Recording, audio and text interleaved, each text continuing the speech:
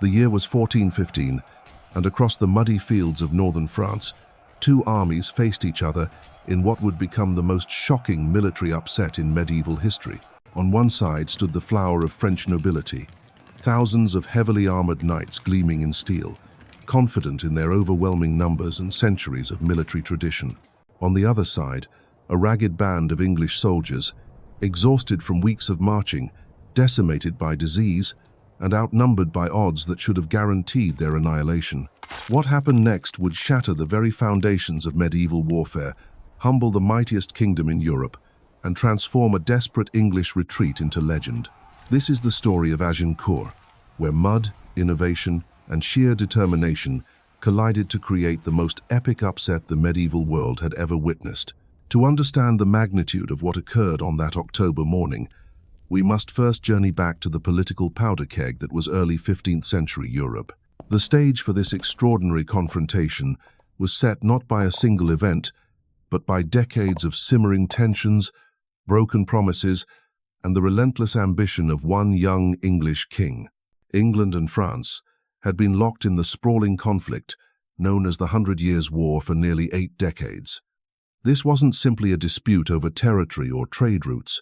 At its heart lay fundamental questions about legitimate succession to the French crown and ownership of vast swaths of French soil.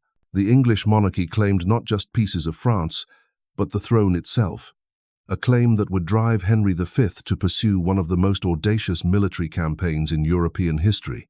The diplomatic breakdown that led to Agincourt began in the winter of 1414, when the English Parliament granted King Henry what was called a double subsidy, a tax levied at twice the traditional rate specifically to recover what Henry claimed was his rightful inheritance from France. The negotiations that followed were nothing short of extraordinary in their scope and ambition. Henry's demands read like a fantasy of conquest. He wanted the French to pay over 1.5 million crowns in outstanding ransom money dating back to a battle fought 60 years earlier. He demanded English ownership of Anjou, Brittany, Flanders, Normandy, Touraine, and Aquitaine, territories that would effectively recreate the medieval Angevin Empire. And as if that wasn't enough, he insisted on marrying Catherine, the daughter of the French king, with a dowry of 2 million crowns. The French response was predictably dismissive. They offered only marriage with Catherine, a dowry of 600,000 crowns, and a slightly enlarged Aquitaine. To Henry, this counteroffer was not just inadequate, it was insulting. English sources claimed that the French had mocked their proposals and ridiculed Henry himself.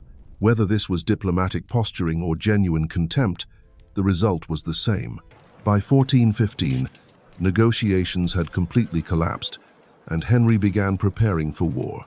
The French found themselves in an impossible position, politically fractured and militarily unprepared for what was coming. King Charles VI, known to history as Charles the Mad, suffered from severe mental illness that left him unable to command the French army or provide coherent leadership.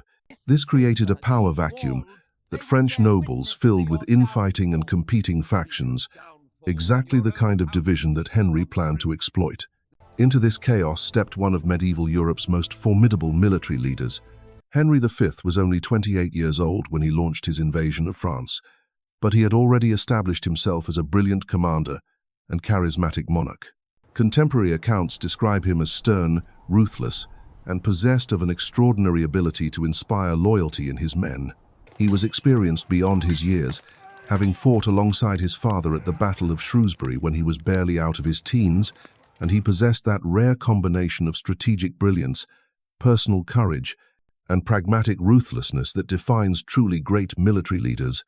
Henry was also deeply pious and well-educated, with a particular interest in liturgical music and a genuine concern for the welfare of his soldiers. His army was reportedly better behaved in France than many French soldiers themselves, as Henry intended to present himself as a more competent and just ruler than the mad French king. He famously hanged one of his own soldiers for stealing a pyx from a local church, demonstrating his commitment to maintaining discipline and winning the hearts and minds of the French people. On the 13th of August, 1415, Henry's invasion force landed on the Norman coast near the port city of Harfleur. The army numbered approximately 12,000 men, with up to 20,000 horses, a massive logistical undertaking that demonstrated English determination to achieve decisive results. Harfleur was strategically vital, controlling access to the Seine River and serving as a gateway to the heart of France. Henry knew that capturing it would provide a secure base for future operations and send a clear message that this campaign was no mere raid. But the Siege of Harfleur proved far more costly than Henry had anticipated. What should have been a quick victory turned into a grinding, weeks-long ordeal that consumed precious time and resources. The French defenders fought with desperate courage, knowing that their city's fall would open northern France to English conquest. Day after day, Henry's forces battered the walls with artillery and mining operations, while disease began to ravage the English camp. Dysentery struck with devastating effect, cutting through the ranks like an invisible enemy more deadly than French steel. Hundreds of soldiers fell ill, and many died in the fetid conditions of the siege lines. Others deserted, unwilling to continue what seemed like an increasingly hopeless enterprise. By the time Harfleur finally surrendered on September 22nd, Henry's proud army had been reduced from 12,000 to roughly 6,000 effective fighting men. With winter approaching and his force dangerously weakened, any sensible commander would have declared victory and returned to England with the valuable prize of Harfleur secured. Henry's advisors certainly counseled such a course, pointing out that he could easily return to Calais by sea without risking his remaining troops. But Henry V was not interested in playing it safe. Instead, he made a decision that seemed to border on madness. He announced his intention to march his depleted army across northern France to Calais, directly through territory controlled by French forces that vastly outnumbered his own. This wasn't a strategic necessity or a tactical maneuver. It was something far more dangerous, a calculated gamble designed to demonstrate English strength and French weakness. Henry assembled his war council and informed them of his decision, ignoring their obvious concerns about the foolhardiness of such a scheme. The march that began on October 8th would transform what should have been a routine withdrawal into a deadly gauntlet. Henry led his exhausted soldiers along the coast until French forces and destroyed bridges forced them far inland to find a crossing point over the Somme River.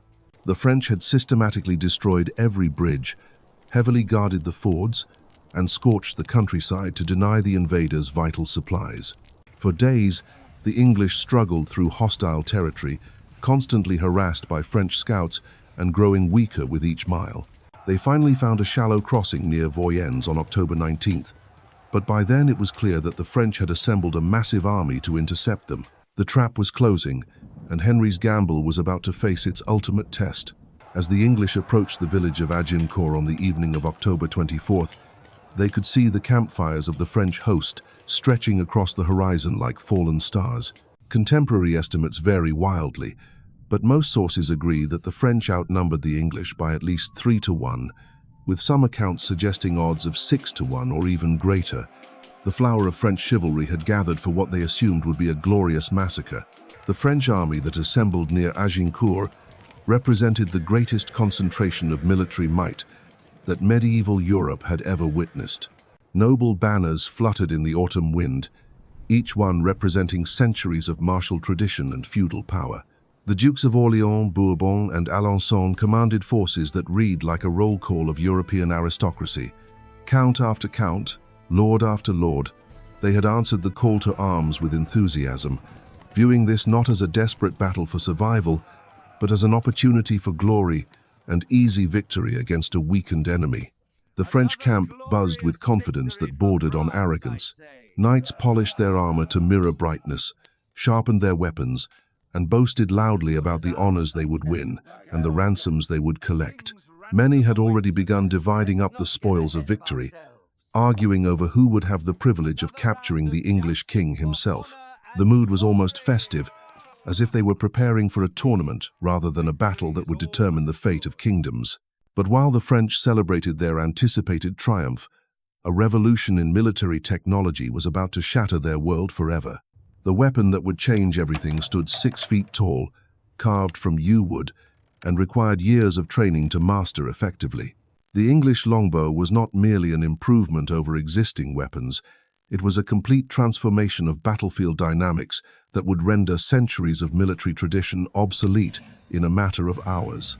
These were not the shorter, weaker bows that had been common throughout Europe for generations. The English longbow was a weapon of extraordinary power, requiring a draw weight of between 80 and 150 pounds. To put this in perspective, modern Olympic archers use bows with draw weights of approximately 48 pounds.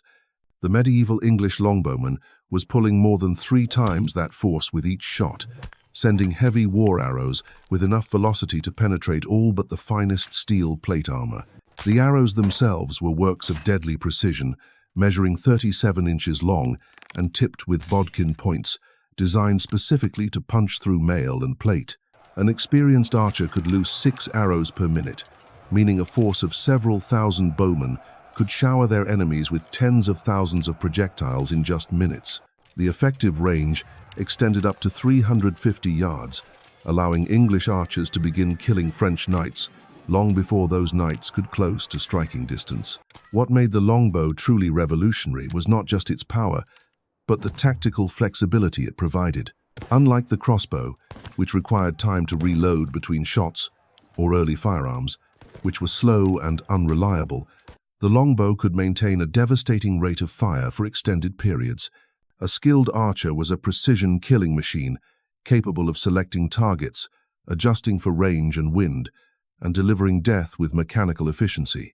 The English had spent decades perfecting not just the weapon itself, but the tactics needed to employ it effectively. They had learned to deploy their archers on the flanks of their formations, protecting them with stakes driven into the ground to break up cavalry charges. They had discovered that dismounted men-at-arms in the center could hold enemy infantry, while the bowmen on the wings destroyed attacking cavalry. Most importantly, they had realized that choosing the right ground could multiply their advantages exponentially. As dawn broke on October 25th, the feast day of St. Crispin, Henry surveyed the battlefield with the eye of a master tactician. The terrain could not have been more perfect for his purposes. The field lay between 2 dense woods, creating a natural funnel that would prevent the French from using their superior numbers to outflank his position. The ground itself had been recently plowed, and several days of heavy rain had turned the rich Norman soil into a treacherous morass of sticky mud. Henry positioned his army with mathematical precision. His men-at-arms, perhaps 1,500 dismounted knights and heavily armored soldiers, formed the center of his line. These were his anchor, the immovable object that would absorb the initial French assault. On either flank, he deployed his archers in wedge formations that could pour converging fire into any force attempting to reach his center. The archers drove their protective stakes into the ground, creating a bristling barrier that would channel enemy cavalry into killing zones. Behind this careful arrangement lay tactical genius that would be studied by military theorists for centuries. Henry had taken every disadvantage his army faced and turned it into a strength. His smaller numbers meant greater mobility and easier command and control. His defensive position negated French numerical superiority while maximizing the effectiveness of his longbows. Most crucially, the muddy ground that made movement difficult for everyone would prove catastrophic for heavily armored French knights. The French, confident in their overwhelming advantage, had no such subtlety in their preparations. Their plan was brutally simple: charge across the field with their heavy cavalry, smash through the English line, and butcher the survivors. It was the same tactic that had dominated European battlefields for centuries, the irresistible force of mailed knights that had carved out kingdoms and toppled empires. They saw no reason why it should fail against a ragged band of English survivors. As the morning mist began to lift, both armies could see each other clearly for the first time. The contrast was stark and telling. The French host glittered like a jeweled serpent, thousands of knights in polished steel arranged in 3 massive divisions. Their banners snapped in the breeze, displaying the heraldry of the greatest families in France. Horses stamped and snorted, eager for the charge that would sweep away the English pretenders. The English line looked pitiful by comparison. Muddy, exhausted soldiers in worn leather and dented mail, many without proper helmets, standing behind a makeshift barrier of sharpened stakes. Their banners were few and battle-stained, their armor practical rather than decorative. To French eyes, they appeared to be exactly what they were: a defeated army waiting to die. But appearances, as the French were about to discover, could be devastatingly deceptive. Among those ragged ranks stood men who had trained with the longbow since childhood, whose shoulders and backs bore the distinctive deformities that came from a lifetime of drawing heavy war bows. These were not peasant militia hastily conscripted for a single campaign. They were professional soldiers who had honed their deadly craft through years of practice and previous battles. The psychological warfare had already begun. Henry moved among his troops, offering words of encouragement and demonstrating the calm confidence that marked great leaders in crisis. He reminded them of previous English victories, of the wealth that awaited those who survived, and most importantly, of the righteousness of their cause. These men were not just fighting for their king or their country, they were fighting for their lives, and that desperation would make them more dangerous than any French knight could imagine. The French commanders gathered in their silk pavilions that morning, their strategy sessions more resembling social gatherings than military councils. Duke Charles d'Orléans, barely 21 years old, spoke confidently of the honors he would win. The Duke of Bourbon adjusted his magnificent armor while discussing which English nobles he might capture for ransom. These were men who had never known defeat, whose entire worldview was built upon the unshakable belief that heavy cavalry was invincible and that French chivalry represented the pinnacle of military achievement. Their battle plan reflected this arrogance. The first wave would consist of mounted knights thundering across the field to shatter the English line through sheer impact. Behind them, a second wave of dismounted men-at-arms would finish off any survivors. Finally, a third wave of mounted reserves would pursue the fleeing remnants and complete the slaughter. It was a formation that had crushed armies across Europe for generations, and they saw no reason why a handful of sick Englishmen should prove any different. But as the French knights began their advance at 11 in the morning, the very ground beneath their horses' hooves began to betray them. The recent rains had transformed the freshly ploughed field into a nightmare of clinging mud that grabbed at every step. Horses that should have been galloping found themselves struggling through mire that reached their knees. Knights whose armor had been polished to mirror brightness were soon spattered with Norman soil that clung like cement. The English archers watched this stumbling advance with professional satisfaction. They had seen cavalry charges before, had studied the rhythm and timing needed to maximize their effectiveness. As the French horses labored closer, struggling through the treacherous footing, the archers drew their bowstrings to full extension and waited for the command that would unleash hell.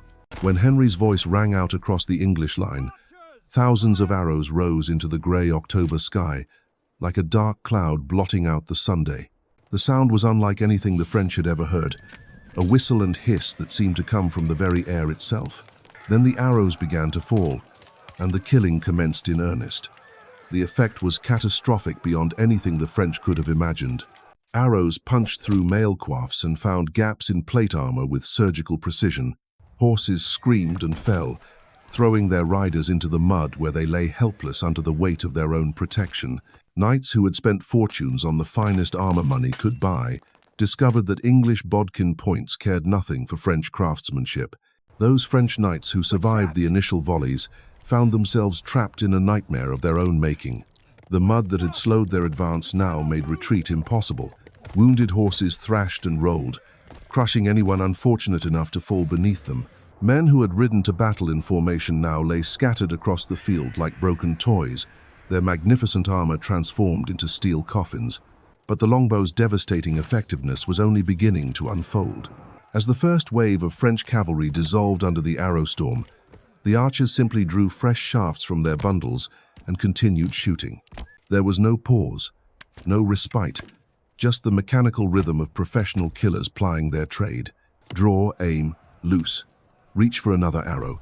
6 shots per minute per archer, multiplied by thousands of bowmen. The second wave of French attackers, dismounted men-at-arms, who should have learned from their mounted comrades' fate, pressed forward into the same killing ground. These were experienced warriors, veterans of previous campaigns, who understood battlefield tactics. Yet they too found themselves helpless against the combination of English archery and Norman mud. As they struggled across the field, their heavy armor became a liability rather than protection. Each step required enormous effort, and the constant rain of arrows meant that stopping to rest was tantamount to suicide. Men who reached the English line arrived exhausted and disorganized, easy prey for English soldiers who had conserved their strength behind their defensive positions. Henry himself was in the thick of the fighting when the French finally reached his position. Contemporary accounts describe him taking a massive blow to his helmet from a French battle axe, an impact so severe that it knocked one of the jewels from his crown. For a moment, it seemed the English king might fall, victim to the very violence he had courted, but a Welsh member of his bodyguard, Dafydd, threw himself into the fray and saved his monarch's life at the cost of his own. This moment of personal combat embodied everything that made Henry such an effective leader. He didn't command from a safe distance or delegate the dangerous work to subordinates. He fought alongside his men, shared their risks, and demonstrated through his actions that no sacrifice was too great for victory. When his soldiers saw their king's helmet dented and bloodied but still fighting, they found reserves of courage they didn't know they possessed. The French assault began to collapse under its own weight. Knights who had charged forward with visions of glory found themselves trapped in a press of bodies where movement was impossible, and death came from all directions. Those who fell could not rise again, their armor too heavy and the mud too deep. Others were simply trampled by their own comrades as panic spread through the ranks.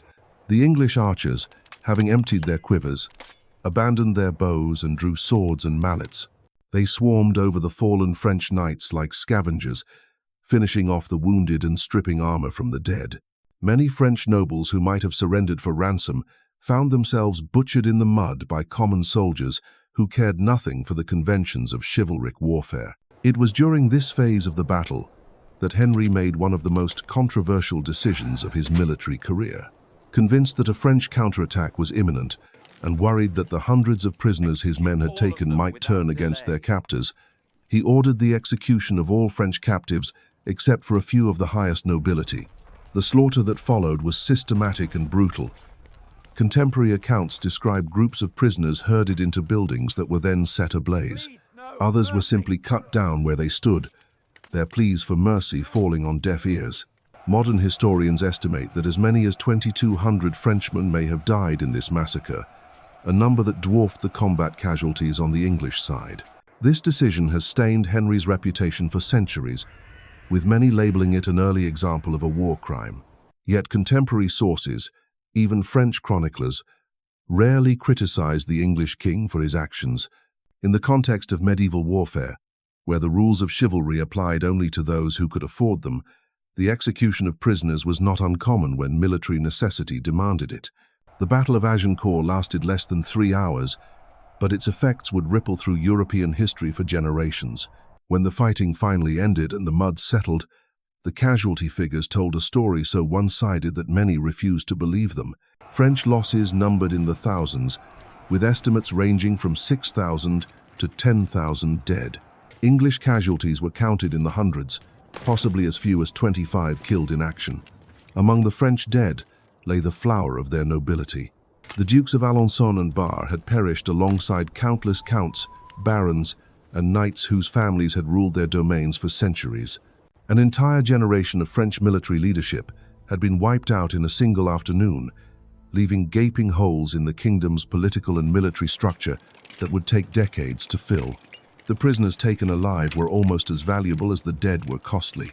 The Duke of Orleans, the Count of Eu, and dozens of other high-ranking nobles would spend years in English captivity, their ransom payments flowing into Henry's treasury to fund future campaigns.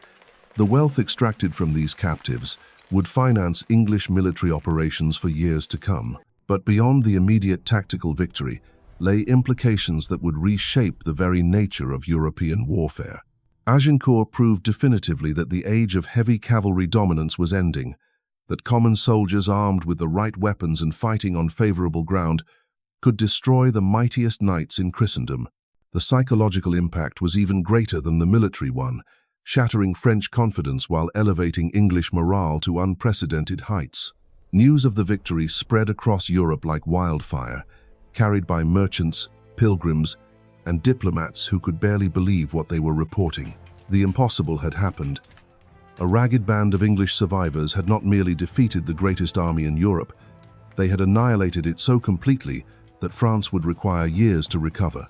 Henry's march to Calais after the battle became a triumphal procession through territory that had witnessed one of history's most stunning reversals of fortune. French towns that had expected to celebrate English defeat instead watched in stunned silence as the victorious army passed through their streets.